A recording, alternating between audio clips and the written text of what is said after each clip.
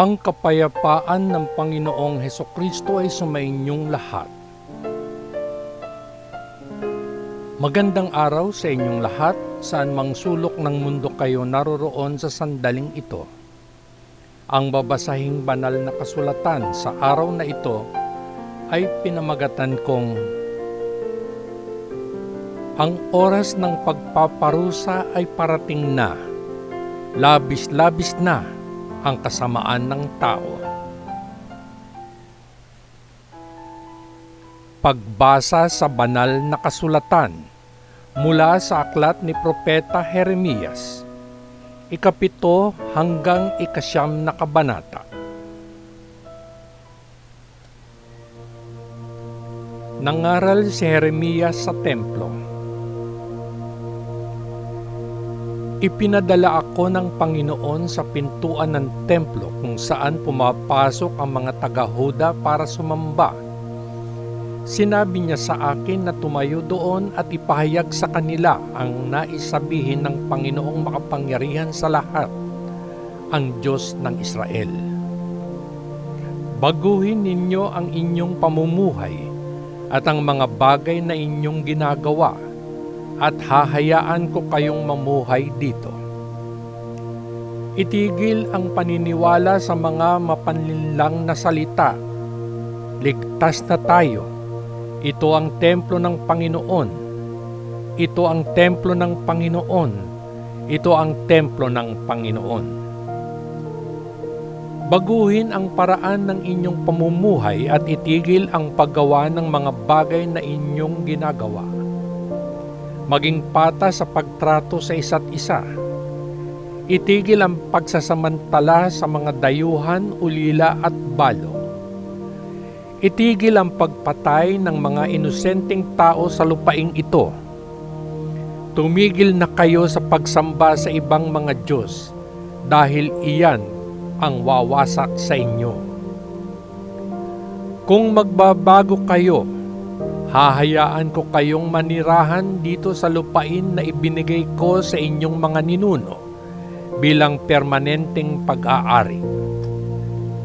Tingnan ninyo, inilagay ninyo ang inyong tiwala sa mga mapanlinlang na salita. Kayo ay nagnakaw, pumatay at nangalunya. Nagsisinungaling sa ilalim ng panunumpa, nag-aalay ng mga hain kay Baal, at sumamba sa mga Diyos na hindi ninyo kilala noon. Ginagawa ninyo ang mga bagay na ito na kinasusuklaman ko, at pagkatapos ay lalapit kayo at tatayo sa aking presensya sa aking sariling templo at sasabihin, ligtas na tayo. Sa palagay ba ninyo ang aking templo ay isang taguan ng mga magnanakaw? Nakita ko kung ano ang inyong mga ginagawa. Pumunta sa Shilo, ang unang lugar kung saan aking pinili upang sambahin ako, at tingnan kung ano ang ginawa ko dito dahil sa mga kasalanan ng aking bayang Israel. Ginawa ninyo ang lahat ng mga kasalanang ito, at kahit na paulit-ulit kong sinasabi sa inyo, hindi kayo nakinig. Hindi kayo sumasagot kapag tinatawag ko kayo. At kaya, kung ano ang ginawa ko sa Shilo, ay gagawin ko sa aking templong ito, kung saan kayo nagtitiwala. Dito sa lugar na ito, na ibinigay ko sa inyong mga ninuno at sa inyo, gagawin ko ang parehong bagay na ginawa ko sa Shilo. Itataboy ko kayo sa aking paningin gaya ng pagpapalayas ko sa inyong mga kamag-anak, ang bayang Israel. Ako ang Panginoon, ang nagsalita. Ang pagsuway ng mga tao. Sinabi ng Panginoon, Jeremias, huwag mong ipanalangin ang mga taong ito. Huwag umiyak o manalangin para sa kanila. huwag kang makiusap sa akin dahil hindi ako makikinig sa iyo. Hindi mo ba nakikita kung ano ang kanilang ginagawa sa mga lungsod ng Huda at sa mga lansangan ng Jerusalem? Ang mga bata ay namumulot ng kahoy na panggatong. Ang mga lalaki ay nagsisindi ng apoy, at ang mga babae ay nakahalo ng masa upang maghorno ng mga cake para sa Diyos ang tinatawag nilang Reyna ng Langit. Nagbubuhos din sila ng alak sa ibang mga Diyos para saktan ako. Pero ako ba talaga ang sinasaktan nila? Hindi. Sinasaktan nila ang kanilang sarili at nagdadala ng kahihiyan sa kanilang sarili. At kaya ako, ang soberanong Panginoon, ay ibubuhos ang aking matinding galit sa templong ito. Ibubuhos ko ito sa mga tao at sa mga hayop at maging sa mga puno at mga pananim. Ang aking galit ay magiging parang apoy na hindi mapapatay ni numan. Aking bayan, ang ilang mga hain ay sinusunog ninyo ng lubusan sa altar, at ang ilan ay pinahihintulutan kayong kainin. Ngunit ako, ang Panginoon, ay nagsasabi na maaari ninyo ring kainin ang lahat ng ito. Wala akong ipinag-utos sa inyong mga ninuno tungkol sa mga handog na susunugin o anumang uri ng mga hain nang inilabas ko sila sa Ehipto. Ngunit inutusan ko silang sundin ako upang ako ay maging kanilang Diyos at sila ay maging aking mga tao. At sinabi ko sa kanila na mamuhay ayon sa iniuutos ko sa kanila upang ang mga bagay ay maging maayos para sa kanila. Ngunit hindi sila sumunod o nagbigay pansin.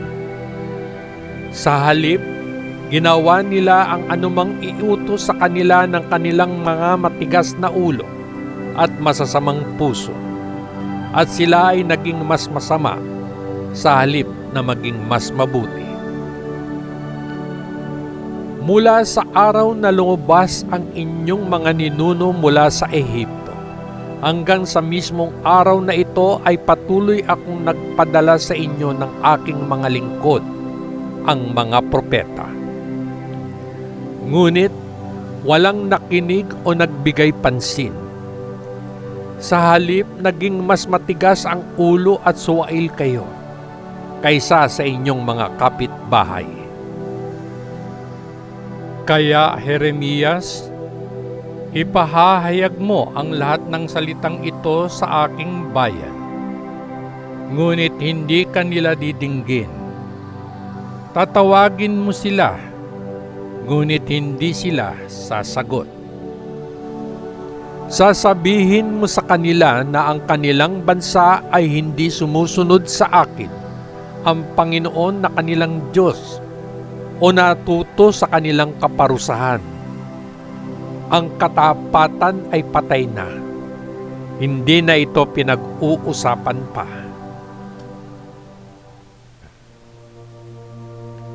Mga makasalanang gawa sa lambak ng Hinom.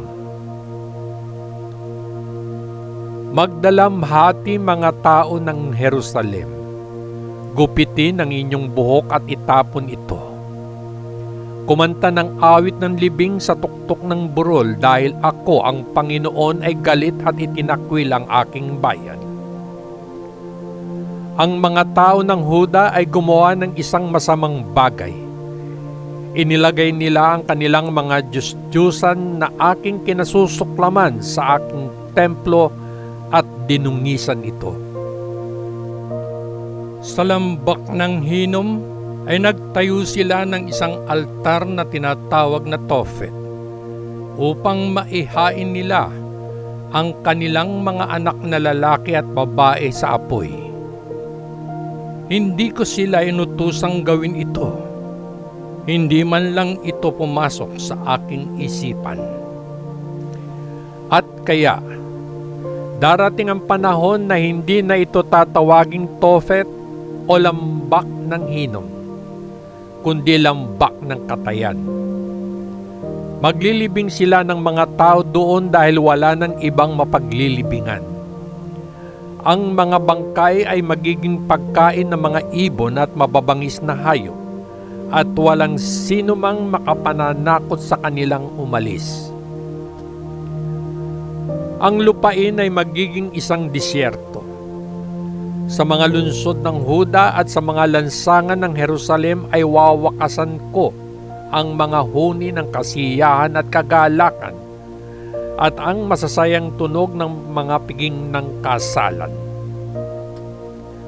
Sa panahong iyon, ang mga buto ng mga hari at ng mga opisyal ng Huda, gayon din ang mga buto ng mga saserdote, ng mga propeta, at ng iba pang mga tao na naninirahan sa Jerusalem, ay aalisin sa kanilang mga libingan. Sa halip na tipunin at ilibing, ang kanilang mga buto ay magiging parang dumi na nakahandusay sa lupa. Ikakalat sila sa harap ng araw, ng buwan at ng mga bituin na gustong paglingkuran ng mga taong ito na siyang kanilang sinangguni at sinamba. At ang mga tao sa masamang bansang ito na nabubuhay na naninirahan sa lugar na kung saan ko sila pinangalat ay mas pipiliin na mamatay kaysa magpatuloy na mabuhay. Ako ang Panginoong makapangyarihan ang nagsalita. Kasalanan at parusa. Sinabi sa akin ng Panginoon na sabihin sa kanyang bayan, kapag may sino mang natumba, hindi ba siya babangon? Kung may sino man ang lumagpas sa daan, hindi ba siya babalik? Bakit kung gayon aking mga tao, kayo ay tumalikod sa akin nang hindi kailanman nagbalik? Kumapit kayo sa inyong mga Diyos-Diyosan at tumangging bumalik sa akin. Nakinig akong mabuti, ngunit hindi kayo nagsabi ng totoo. Walang sino man sa inyo ang nagsisi sa kanyang kasamaan. Wala ni isa man sa inyo ang nagtanong, ano bang nagawa kong mali? Bawat isa ay patuloy sa kanyang sariling paraan, tulad ng isang kabayong sumusugod sa labanan. Kahit na ang mga tagak ay alam kung kailan ang oras upang bumalik. Alam ng mga kalapati, mga golondrina at mga trus kung oras na para lumipat. Ngunit aking mga tao, hindi ninyo alam ang mga batas kung saan aking pinamumunuan kayo. Paano ninyo masasabi na kayo ay matalino at alam ninyo ang aking mga batas? Tingnan ninyo, ang mga batas ay binago ng mga hindi tapat na eskriba. Ang inyong mga pantas na tao ay napahiya, sila ay nalito at nasilo. Tinanggihan nila ang aking mga salita. Anong karunungan meron sila ngayon? Kaya't ibibigay ko ang kanilang mga bukid sa mga bagong may-ari at ang kanilang mga asawa sa ibang mga lalaki. Lahat, malaki at maliit, ay nagsisikap na kumita ng pera ng hindi tapat. Kahit na ang mga propeta at mga pari ay dinadaya ang mga tao. Sila ay kumikilos na parang mga gasgas lamang ang mga sugat ng aking mga tao. Magaling ang lahat, sabi nila, kapag hindi maganda ang lahat. Aking bayan, nahihiya ba kayo dahil ginawa ninyo ang mga kasuklam-suklam na bagay na ito? Hindi. Hindi man lang kayo nahiya. Hindi man lang kayo marunong mamula. At sa gayon, ay babagsak kayo tulad ng pagbagsak ng iba. Kapag pinarusahan ko kayo, iyon na ang katapusan ninyo. Ako ang Panginoon ang nagsalita. Nais kong tipunin ang aking mga tao, gaya ng pagtitipon ng isang tao sa kanyang ani. Ngunit sila ay tulad ng isang baging na walang mga ubas, tulad ng isang puno ng igos na walang mga igos. Pati ang mga dahon ay natuyo. Sa makatwid, pinahintulutan ko ang mga tagalabas na sakupin ang lupain. Bakit tayo nakaupo? Tanong ng mga tao ng Diyos. Halika, tatakbo tayo sa mga nakukutaang lungsod at doon tayo mamamatay. Hinatulan tayo ng Panginoon nating Diyos na mamatay.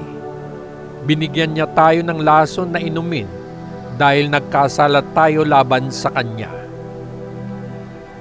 Umaasa kami ng kapayapaan at panahon ng pagpapagaling, ngunit wala itong silbi. Takot ang dumating sa halip. Ang aming mga kaaway ay nasa lungsod na ng Dan. Naririnig namin ang pagsinghot ng kanilang mga kabayo. Nanginginig ang buong lupain kapag umuungal ang kanilang mga kabayo. Ang aming mga kaaway ay dumating upang wasakin ang aming lupain at lahat ng naririto, ang aming lungsod at ang lahat ng mga tao nito. Mag-ingat, sabi ng Panginoon. Nagpadala ako sa inyo ng mga ahas, mga makamandag na ahas na hindi maaakit at kakagatin nila kayo. Ang hapis ni Jeremias para sa kanyang bayan. Ang aking kalungkutan ay hindi mapapagaling, may sakit ako sa puso. Makinig. Sa buong lupain naririnig ko ang aking mga tao na sumisigaw. Wala na ba ang Panginoon sa Siyon? Wala na ba ang Hari ng Siyon? Ang Panginoon ng kanilang hari ay sumagot, bakit ninyo ako ginalit sa pamamagitan ng pagsamba sa inyong mga Diyos-Diyusan at sa pagyukod sa inyong walang silbi na mga dayuhang Diyos? Sumisigaw ang mga tao. Ang tag-araw ay wala na, ang pag-aani ay tapos na, ngunit tayo ay hindi naligtas. Ang aking puso ay nadurog dahil sa aking bayan ay nadurog. Ako ay nagdadalamhati, ako ay ganap na dismayado. Wala bang gamot sa Gilead? Wala bang mga doktor doon? Bakit kung gayon ang aking mga tao ay hindi gumaling? Sana ay isang balon ng tubig ang aking ulo at ang aking mga mata ay isang bukal ng mga luha upang ako'y umiyak araw at gabi para sa aking bayan na napatay. Sana'y may matutuluyan ako sa disyerto kung saan makakalayo ako sa aking mga tao. Lahat sila ay hindi tapat, isang pangkat ng mga taksil. Lagi silang handang magsinungaling. Hindi katapatan sa halip na katotohanan ang namamayani sa lupain. Sabi ng Panginoon, ang aking mga tao ay gumagawa ng sunod-sunod na kasamaan at hindi nila ako kinikilala bilang kanilang Diyos. Ang bawat isa ay dapat na maging maingat laban sa kanyang kaibigan at walang sino man na makapagtitiwala sa kanyang kapatid, sapagkat bawat kapatid ay kasing mapanlinlang gaya ni Jacob at sinisiraan ng bawat isa ang kanyang mga kaibigan. Lahat sila ay iniligaw ang kanilang mga kaibigan at walang sino man ang nagsasabi ng totoo. Tinuruan nila ang kanilang mga dila na magsinungaling at hindi bibitiw sa kanilang pagkakasala. Gumagawa sila ng isang marahas na bagay kasunod ng isa pa, at ang isang mapanlinlang na gawa kasunod ng isa pa. Ang sabi ng Panginoon ay tinanggihan siya ng kanyang mga tao. Dahil dito, sinabi ng Panginoong makapangyarihan sa lahat, aking dadalisayin ang aking mga tao na parang metal at susubukin ko sila. Ang aking mga tao ay gumawa ng kasamaan, ano pa ang magagawa ko sa kanila? Ang kanilang mga dila ay parang nakamamatay na palaso, lagi silang nagsasabi ng kasinungalingan. Ang bawat isa ay nagsasalita ng magiliw na mga salita sa kanyang kapwa, ngunit talagang nagtatakda ng isang bitag para sa kanya. Hindi ko ba sila parurusahan dahil sa mga bagay na ito? Hindi ba ako maghihiganti sa isang bansang tulad nito? Ako ang Panginoon ang nagsalita. Ang sabi ko,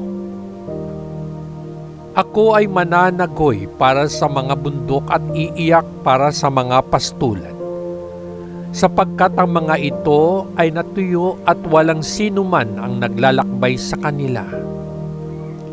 Ang ingay ng mga hayop ay hindi na naririnig. Ang mga ibon at mababangis na hayop ay nagsilikas at nawala na. Sabi ng Panginoon, gagawin ko ang Jerusalem na isang bunton ng mga guho, isang lugar na tinitirhan ng mga tiyakal. Ang mga lungsod ng Huda ay magiging isang disyerto, isang lugar na walang nakatira.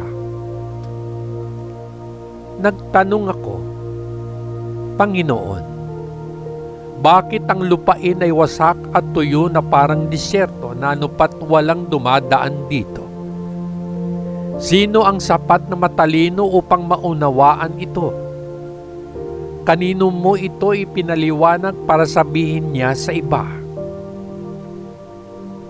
Sumagot ang Panginoon, nangyari ito dahil tinalikuran ng aking mga tao ang aral na ibinigay ko sa kanila. Hindi nila ako sinunod o ginawa ang sinabi ko sa kanila. Sa halip, sila ay naging matigas ang ulo at sumamba sa mga Diyos-Diyosan ni Baal, gaya ng itinuro sa kanila ng kanilang mga ninuno. Kaya nga, pakinggan ninyo kung ano ang gagawin ko. Ang Panginoong makapangyarihan sa lahat, ang Diyos ng Israel. Bibigyan ko ang aking mga tao ng mapait na halaman upang kainin at lason na inumin. Ipangangalat ko sila sa mga bansang hindi nila narinig o ng kanilang mga ninuno. At magpapadala ako ng mga hukbo laban sa kanila hanggang sa ganap ko silang malipol. Humihingi ng tulong ang mga tao sa Jerusalem. Sinabi ng Panginoong makapangyarihan sa lahat, isipin ninyo kung ano ang nangyayari. Tawagin ang mga nagdadalamhati na pumarito para sa mga babaeng umaawit ng mga awit sa libing.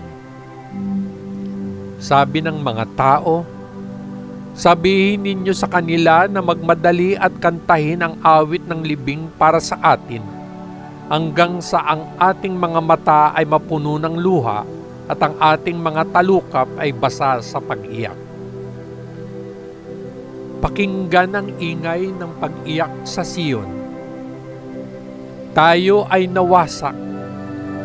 Tayo ay ganap na nadusta.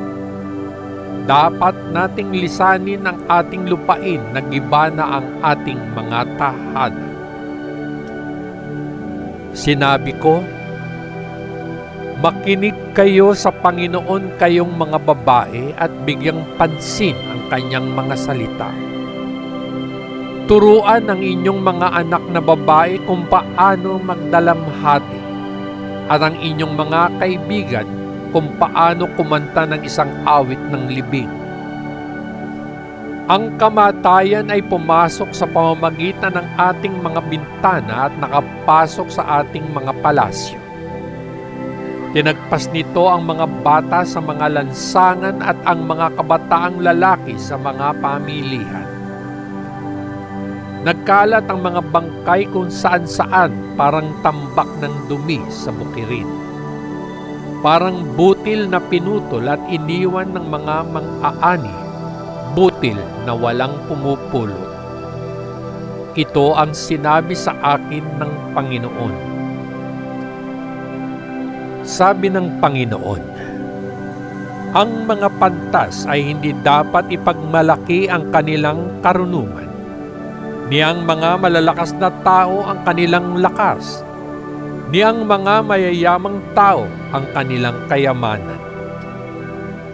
Kung sino man ang gustong magyabang, dapat niyang ipagmalaki na kilala niya at nauunawaan niya ako, dahil ang aking pag-ibig ay hindi nagbabago at ginagawa ko ang makatarungan at tama.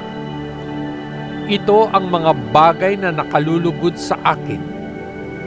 Ako ang Panginoon ang nagsalita. Sabi ng Panginoon, darating ang panahon na parurusahan ko ang mga taga-Ehipto, Huda, Edom, Ammon, Moab, at ang mga taong disyerto na pinaikli ang buhok. Ang lahat ng mga taong ito ay tuli, ngunit hindi tumupad sa tipan na sinasagisag nito.